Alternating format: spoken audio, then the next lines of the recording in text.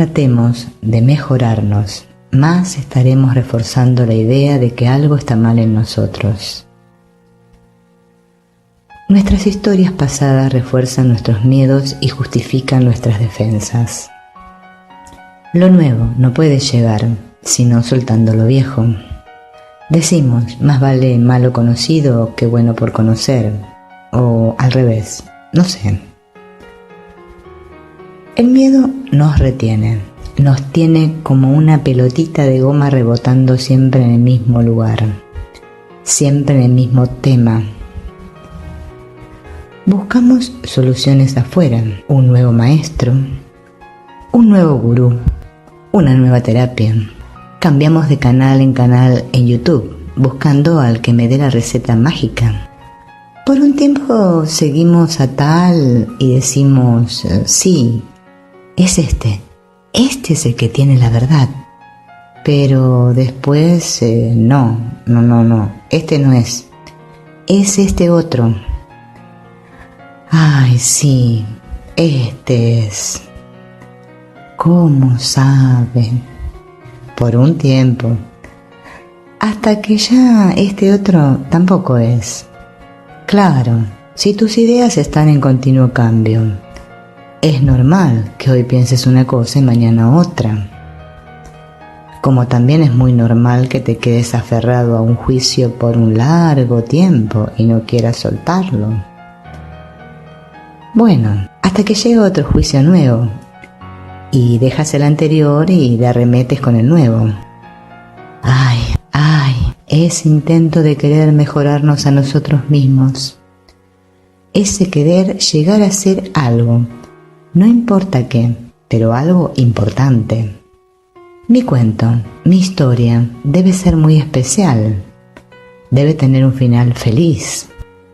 Parece que todas las historias acá tienen que ver con el drama, con el pecado y con la salvación. Nunca se nos ocurre que tal vez no haya ningún plato roto, ni nadie que tenga que pagarlos. Nunca se nos ocurre que quizá el problema sea la creencia en que algo está errado, en que el mal existe. Creemos todos en que el mal existe, y por eso existe. La verdad es que no estamos dispuestos a renunciar a nuestro drama. Somos dramaturgos por naturaleza. Es como si el dolor formara parte nuestra, y casi diría que nos gusta. Como que estuviera colgando un cartel de nuestra espalda que dijera, pegue aquí, que me gusta. El problema es que no paramos de interpretar nuestra historia basándonos en el pasado. No paramos. Lo que es. Suelto la historia. Suelto la historia. Soltemos las historias, amigos. Dejemos la cruz y la corona de espinas. Y no digamos más. Podemos o no podemos. Digamos, queremos.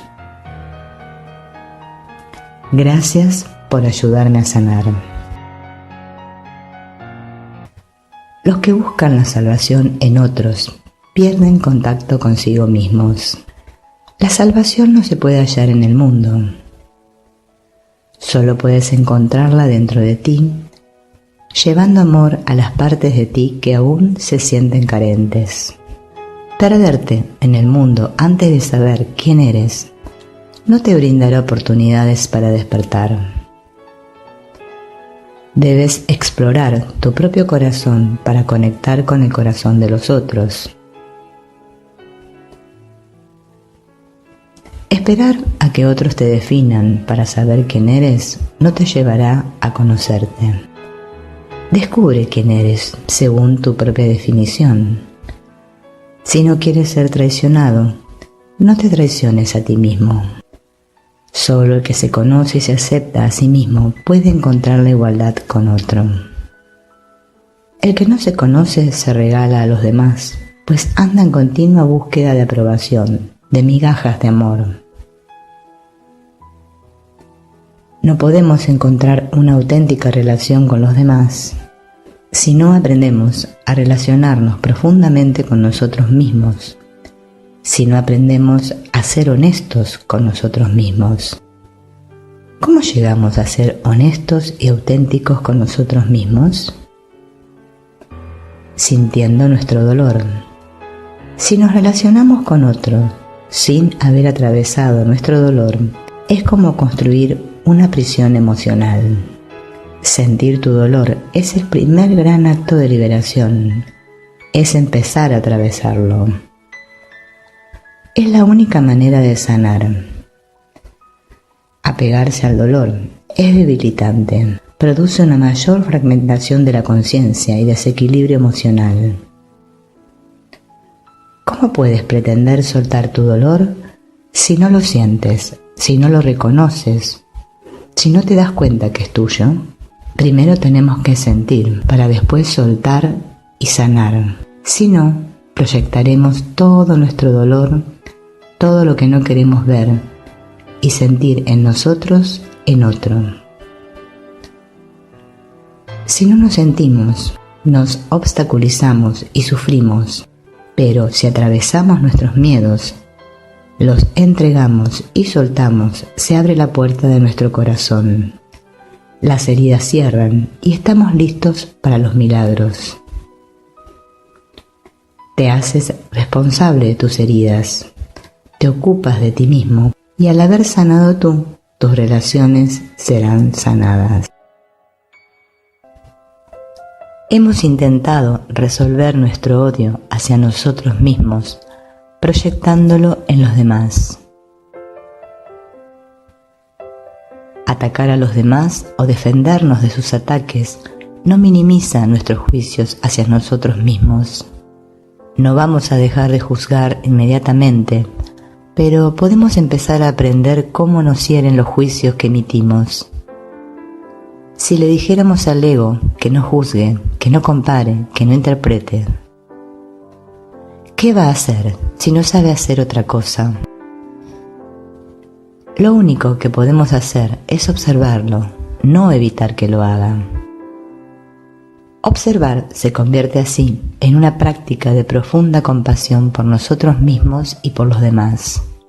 Nuestra meta es cambiar nuestras percepciones del mundo y de nosotros mismos. Simplemente tengo que ser consciente de lo que está ocurriendo. Cada vez que juzgamos, la paz se altera, porque interiorizamos todos los juicios que hacemos. Puedo odiar algo en otro, pero ese odio permanece en mi interior. Todos los pensamientos vuelven a casa.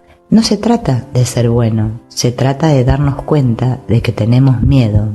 Por eso juzgamos. Las personas con baja autoestima son los que más juzgan a los demás. Cuanto más juzgamos a los demás, más nos juzgamos inconscientemente a nosotros mismos.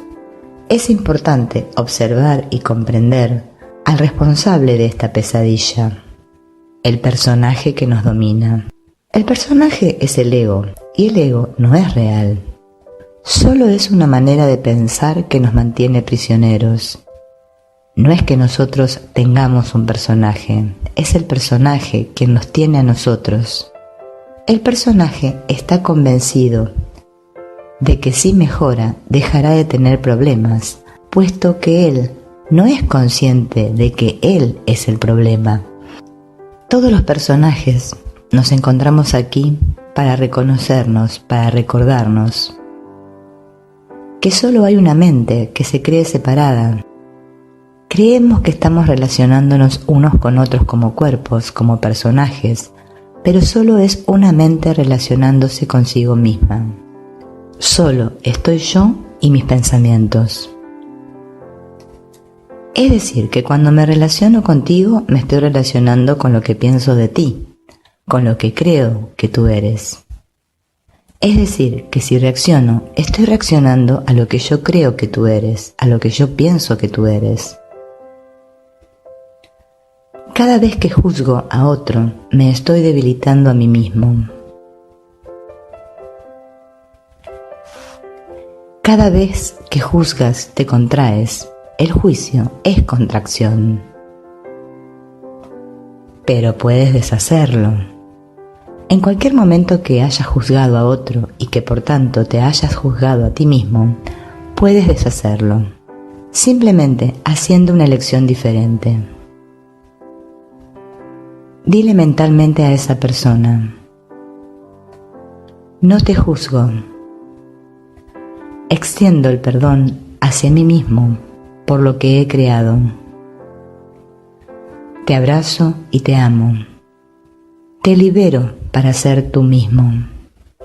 Lo siento, por favor, perdóname por aquello que hay en mí que ha creado esto. Para la mayoría de nosotros, el viaje hacia la curación empezó cuando nuestro dolor salió a la superficie y se negó a ser reprimido, apartado e ignorado. Para la mayoría de nosotros, el dolor fue la llamada para despertar. Nos mostró lo que estaba fuera de lugar en nuestras vidas, lo que necesitábamos tratar para que se produjera la curación. En nuestro mundo no consideramos que el dolor sea un mensajero. Queremos que se vaya. Usamos todo tipo de sustancias para pasar por alto el dolor o anestesiarlo.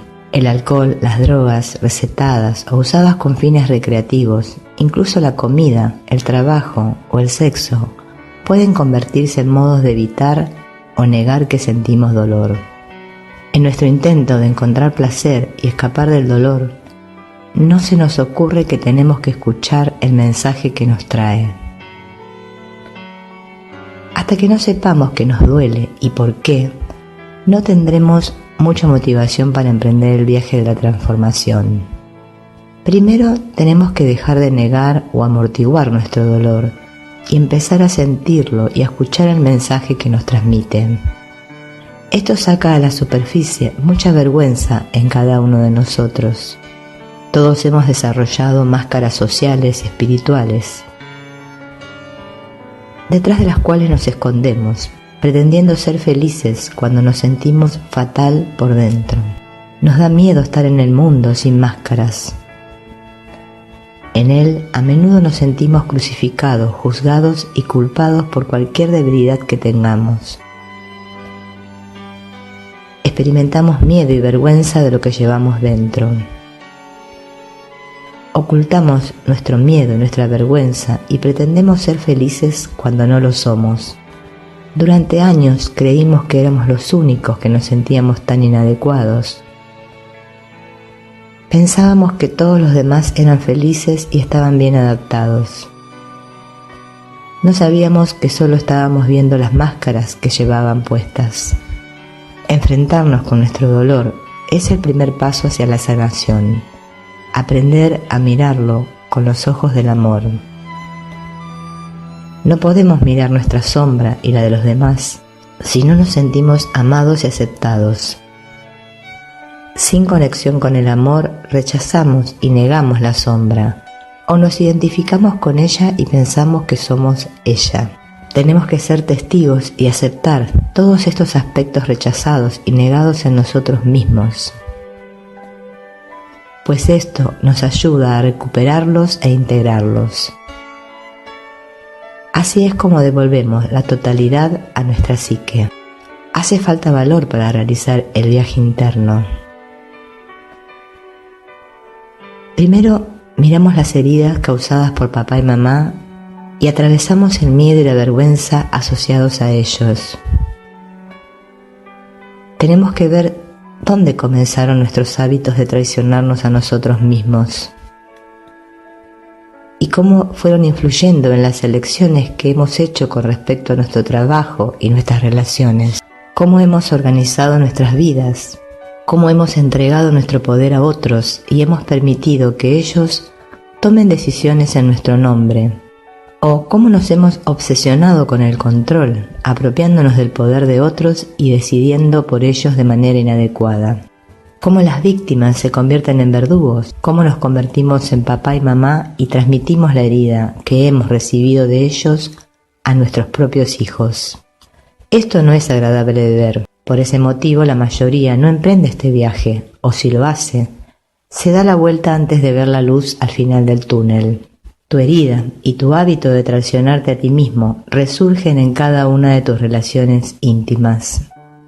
A pesar del intento de ocultar tus sentimientos detrás de tu máscara, puede surgir la ira, incluso la furia. Puedes abandonar a las personas que amas, o es posible que permitas que abusen de ti emocional o físicamente. La violencia comienza en nuestros corazones y en nuestras mentes. Se extiende externamente hacia nuestras familias y comunidades. Se despliegan las guerras y en las acciones genocidas. Impregna la conciencia colectiva. Las personas quieren matar y exterminar aquello que no comprenden ni aceptan. Quieren destruir la sombra en los demás. Se demonizan mutuamente para no tener que sentir el dolor de sus propias ofensas. Creen matar a enemigos o diablos, no a seres humanos, pero en realidad están matando a sus padres y a sus madres, están matando a sus hijos, están matando a sus hermanos y hermanas. Y todo porque se odian a sí mismas. Todo porque no han sido capaces de mirar su propia sombra con compasión. Todo porque nunca aprendieron a llevar amor al niño herido interno. Los demás sostienen frente a nosotros un espejo para que podamos ver qué condenamos en nuestro interior. Debemos aprender a ver y estar presentes para este niño herido interno, el que se siente rechazado e indigno de amor, el que siente que ni siquiera tiene derecho a respirar, el que cree que es malo, perverso, sucio, feo, indigno de amor. Debemos aprender a sentarnos con el niño mientras él grita o expresa su furia. Seguirlo pacientemente cuando sale huyendo a esconderse. Levantarlo del suelo cuando intenta postrarse a nuestros pies. Por duro que sea, por más tiempo que nos lleve, aprendemos a estar presentes para este niño pequeño y a rodearlo con nuestros brazos. A decirle, ya no voy a rechazarte ni a abandonarte. Ya no voy a criticarte, a considerarte equivocado ni a buscarte defectos. No voy a hacer todas estas cosas que papá o mamá te hacían y que tú aprendiste a hacerte con su ejemplo. No voy a atacarte, voy a estar aquí contigo y aprender a ser tu amigo. Voy a aceptarte, a darte un espacio y a aprender a amarte para que puedas curar tu dolor, para que puedas crecer y expresar tus dones. Voy a ser el papá y la mamá compasivos que nunca tuviste. Este es un proceso de curación profundo y no ocurre con rapidez. Hace falta mucha paciencia y convicción si quieres estar presente para ti mismo de esta manera. Pero ninguna otra posibilidad funcionará.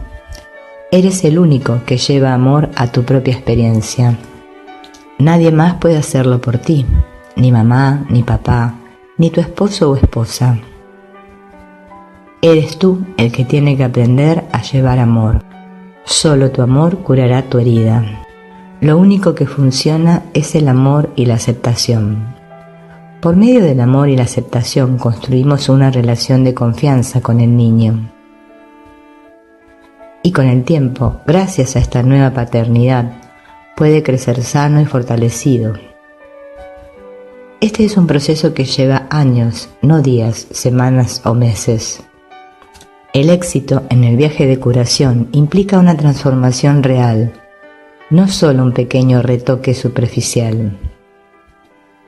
La verdadera felicidad ocurre de dentro hacia afuera y se extiende a todas las áreas de nuestra vida. El tercer paso en este proceso es recuperar la relación con este niño, recuperando el propio poder. Tu relación contigo mismo se transforma porque aprendes a llevar amor al niño interno. Has aprendido a permanecer conectado con él o ella, a ser emocionalmente honesto y congruente. Cuando surge el miedo, sabes contenerlo compasivamente. Contienes con delicadeza los juicios cuando vienen y llevas amor a aquel que se siente inseguro e indigno. Como has desarrollado una relación amorosa contigo mismo, puedes sentir verdadera felicidad. Eres capaz de reconocer, nutrir y expresar tus dones creativos. Puedes conectar con el deseo de tu corazón y hacer lo que más te gusta, llevando alegría e inspiración a los demás. Aprendes a escuchar y a confiar en tu guía interno, a asumir riesgos apropiados y a atravesar las puertas abiertas que hay en tu vida. Puedes sentir que tu vida se despliega de dentro hacia afuera. Las personas que necesitas conocer son atraídas hacia ti. Los recursos y los apoyos que necesitas encajan sin demasiado esfuerzo o deliberación. Lo que antes era una lucha, ahora puedes hacerlo sin esfuerzo. Ya no vives en la carencia ni en el sacrificio, sino en la alegría y la abundancia. Tu amor por ti mismo es tan fuerte y constante que pueden sentirlo todos los que te rodean. La gente se siente atraída hacia ti para recibir guía, comodidad y apoyo. El reino del cielo está dentro. Las tormentas de la vida vienen y van. De eso podemos estar seguros. Una persona sabia no se limita a esperar que le toque la lotería. No vive con temor a la tormenta, sino que se prepara para afrontarla cuando venga. Hay unas pocas verdades espirituales muy simples que pueden ayudarnos a sortear los altibajos de la vida. No son esotéricas ni complicadas. Haríamos bien en comprender estas verdades y en transmitírselas a nuestros hijos. Puede llegar el momento en que una de estas simples verdades y la práctica que la acompaña salve nuestra vida o la de algún ser querido. No es ningún misterio que el secreto de la vida consiste en aprender a amarte y a honrarte a ti mismo. Si puedes hacer esto, también puedes aprender a amar y a honrar a los demás. Puedes encontrar tus verdaderos dones y tu pasión en la vida. Puedes dejar de traicionarte y de regalar tu poder a otros. Puedes vivir una vida creativa, grácil y con propósito. El dolor es una llamada a despertar. Te avisa de que te has dormido o de que has caído en la inconsciencia. El dolor te llama a realinear tu vida con la verdad, de dentro hacia afuera. Jesús nos dijo que el reino de los cielos está dentro. Seguimos olvidándonos de ello. Seguimos buscando el amor y la felicidad fuera de nosotros. Esta búsqueda siempre nos deja vacíos, y cuando lo hace, pensamos que debe haber algo malo en nosotros. Debemos ser deficientes. Nuestras carencias y nuestros juicios con respecto a nosotros mismos salen a la superficie. Nos autofustigamos. También atacamos a nuestros padres e hijos. Nos avergonzamos y culpamos, atacamos y nos defendemos. Nos vemos absorbidos por el drama. No es agradable. Cuando nos olvidamos de quienes somos, no podemos ser amables con nosotros mismos ni con los demás. Debemos volver a casa. El reino está dentro, no fuera. Debemos aprender a encontrar amor dentro de nuestro corazón. Entonces, podremos llevarlo al mundo. Pero si intentamos hacerlo antes de que esté plenamente asentado en nuestros corazones y mentes, haremos un lío espantoso. Si miras el mundo que te rodea, verás ambas cosas, el drama y el lío. Están por doquier y tienen tantas capas que ya hemos comprobado que no podemos cambiarlos con facilidad. Si deseas hacerlo, tienes que empezar dentro de ti. Un mundo desordenado y sin compasión surge de una mente desordenada y tendente a juzgar. Un mundo sin amor surge de un corazón cerrado y herido. No hay manera de cambiar esto desde fuera. El cambio debe venir de dentro. Cuando el corazón se cura, el mundo se cura con él. Sana tu corazón y ve cómo cambia el mundo en el que vives. Es un hecho existencial que todos tenemos la vida que queremos. Si no quisieras la vida que tienes, no la tendrías. En cuanto dices, ya no quiero vivir así, comienza el proceso de transformación. Pero tienes que respaldarlo con hechos. Las palabras no son suficientes para cambiar los viejos hábitos. Este libro es una herramienta diseñada para encajar en tu mano a fin de que no dudes en usarla. Usa las llaves de este libro para abrir las puertas de tu vida. Toma las llaves contigo donde quiera que vayas. Úsalas tan frecuentemente como puedas. Ayudarán a cambiar tu experiencia. El temor desaparecerá y resplandecerá el amor incondicional.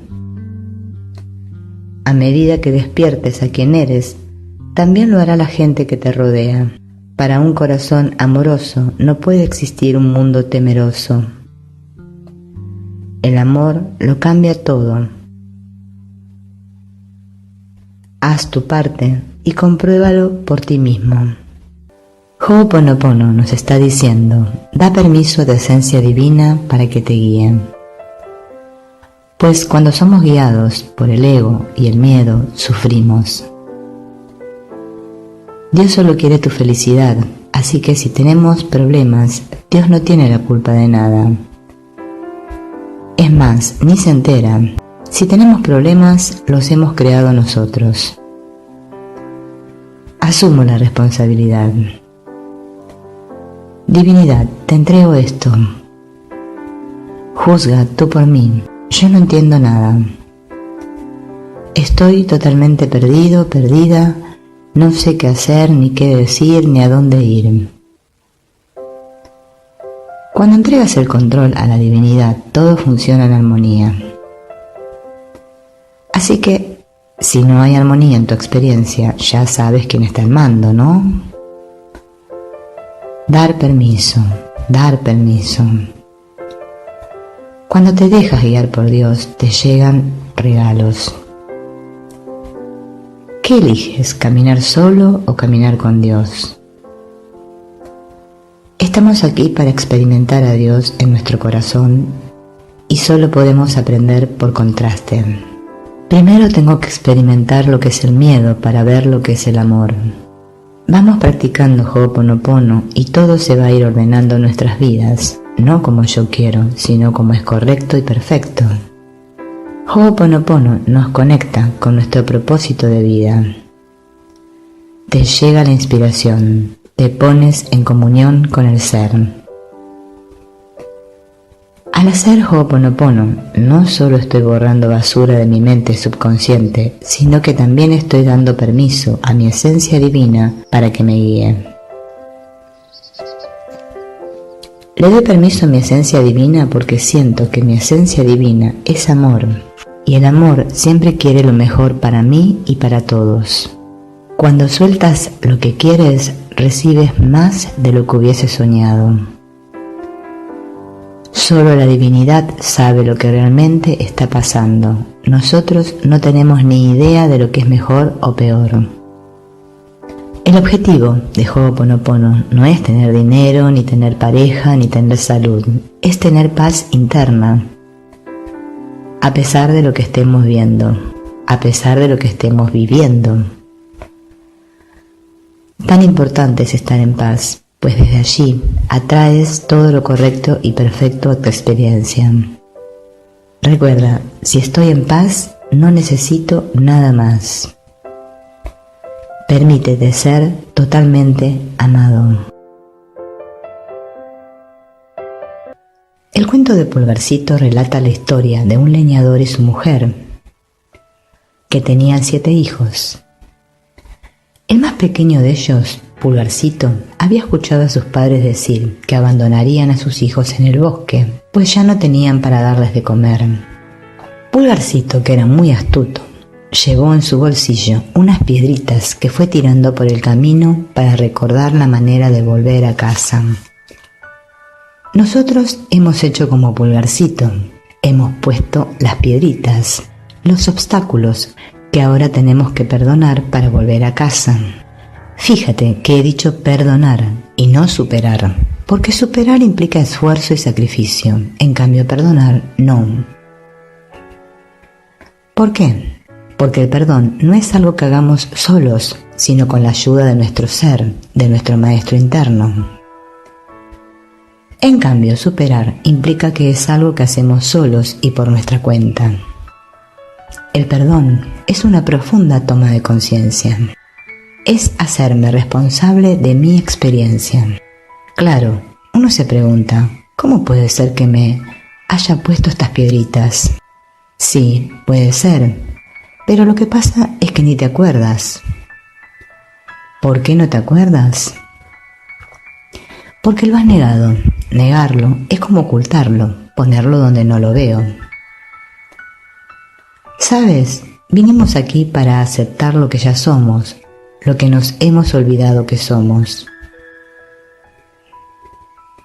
Somos amor, pero como hemos negado que somos amor, ahora tenemos que recordar que lo somos. Creer en algo produce la aceptación de su existencia. Por eso podemos creer lo que querramos. Y vaya que creemos de todo, pero creer que somos amor y que lo hemos negado nos cuesta creerlo. Bueno, para eso estás aquí, en este mundo. Para eso lo hiciste, para demostrar que eres lo que no eres. Para eso te has fabricado un cuerpito, para poder vivirte como lo que no eres, solo y separado. Pero el verdadero propósito de este mundo es usarlo para corregir tu incredulidad. Pero, como has separado tu mente en un consciente y un subconsciente, ahora andas todo el tiempo en lucha, en oposición, pues parece que quieres una cosa y te pasa otra. ¿Y qué hacemos en lugar de aceptar, es decir, perdonar lo que nos pasa? Lo seguimos negando, y en lugar de acercarnos al amor que somos, cada vez nos alejamos más de él. Al habernos separado, nos sentimos carentes, débiles, pequeños, víctimas y totalmente erróneos. ¿Qué te parece? Siendo todo, nos sentimos así.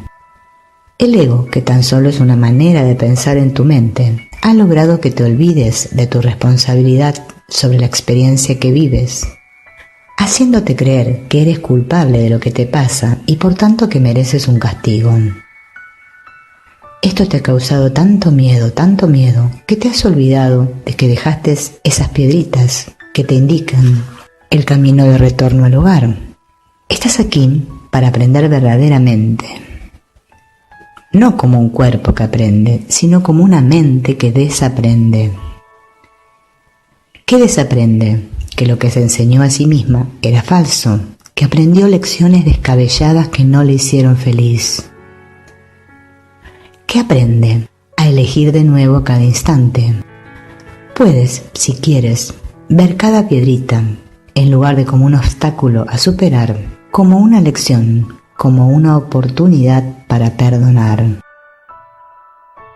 Pareciera como que no nos dijera lo que Dios es. No puede definirse, no hay manera de expresar lo que no tiene forma. Incluso el concepto más elevado que pudiéramos dar de Dios no es Dios. La mente humana ha creado en respuesta a su necesidad de concebir algo superior a ella, un Dios de acuerdo a sus creencias. Por eso pareciera que Dios es algo distinto para cada uno de nosotros. Para algunos, Dios es un ser que ama y que te pone pruebas para que aprendas. Para otros, es alguien a quien le pides cosas y negocias con él, pues te da algo si tú le das algo a cambio. Como creemos ser una cosa, creemos que Dios es otra cosa distinta a mí. Pero surge aquí una paradoja. Yo tengo forma y Dios no la tiene. Entonces, ¿cómo puedo yo ser creado a imagen y semejanza de Dios y ser su hijo si somos dos cosas diferentes? Dios no creó mi cuerpo, ni el tuyo, ni el estado mental en el que creemos encontrarnos. Solo hay un Dios. El problema es que nosotros hicimos un Dios a nuestra imagen. Pero Dios no tiene imagen. Dios no creó el mundo. Dios no podría crear nada que no fuera perfecto, porque de otro modo, Él no sería perfecto. Si Dios es perfecto y eterno, entonces, cualquier cosa que Él cree también tiene que ser perfecta y eterna. Si Dios es amor perfecto, entonces Él no es nada más y tú tampoco lo eres. Tú eres el amor de Dios y tu vida real está con Él. Solo hay un Hijo de Dios y tú eres Él.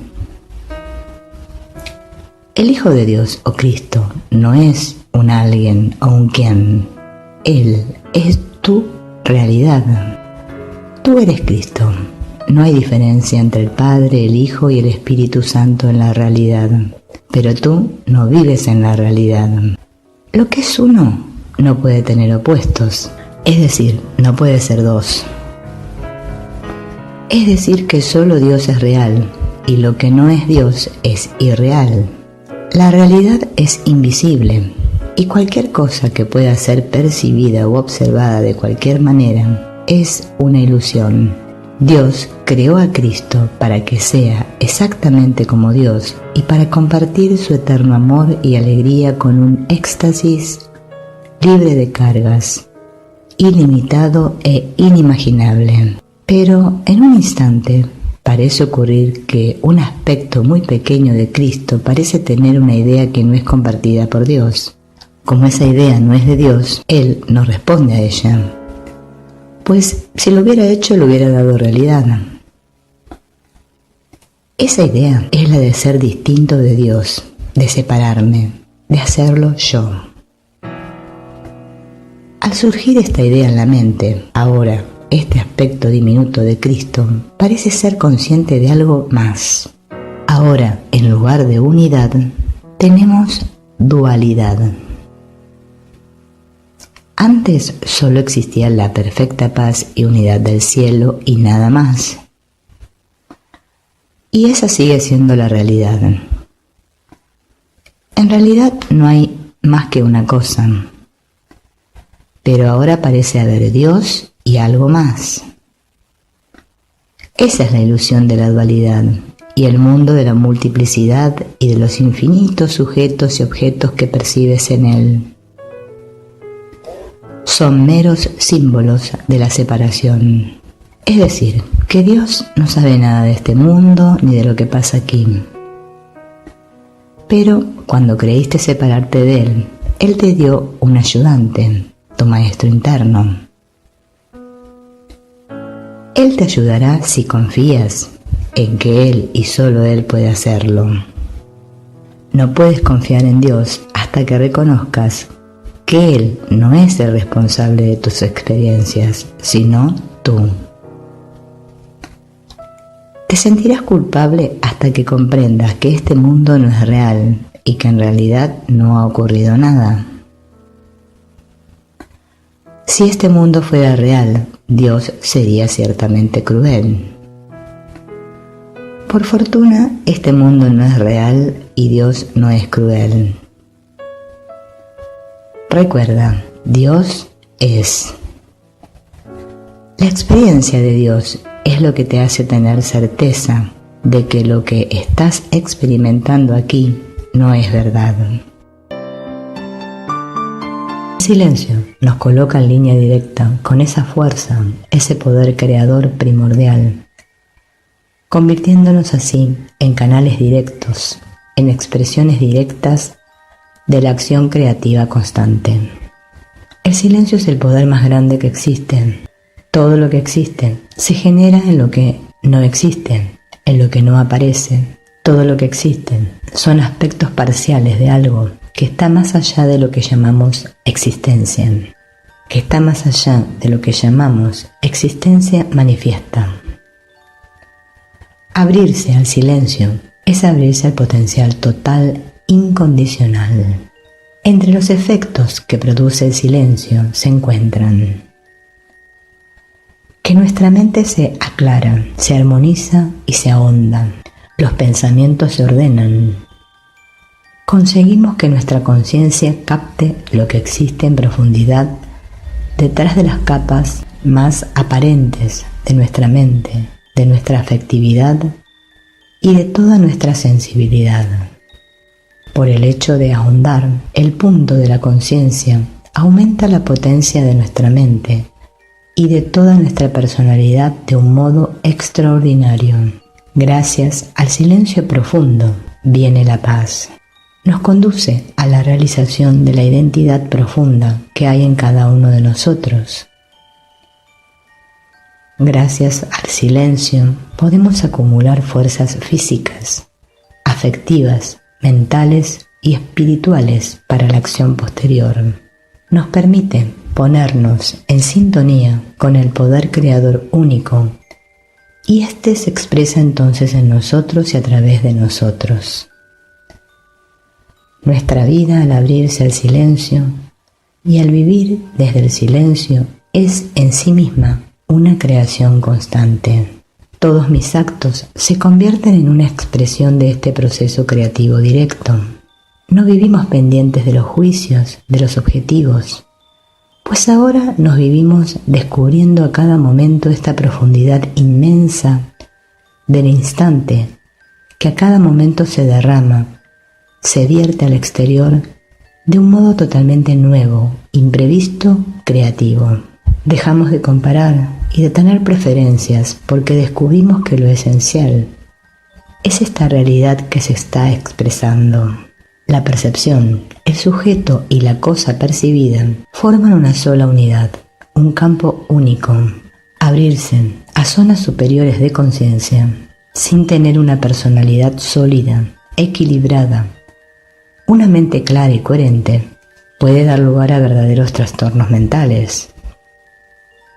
Estamos aquí para aprender a estructurar nuestra conciencia, a distinguir lo que es superior de lo que es inferior y a hacer que en nosotros lo superior maneje lo inferior.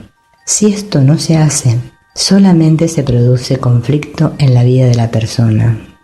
Mientras yo esté teniendo interiormente problemas de deseos, de emociones, de conflictos, me será muy difícil vivir en el silencio, porque estos deseos, estos miedos que están reprimidos en mi interior, buscan constantemente solución y huida. Es necesario primero que solucionemos el estado de guerra interno.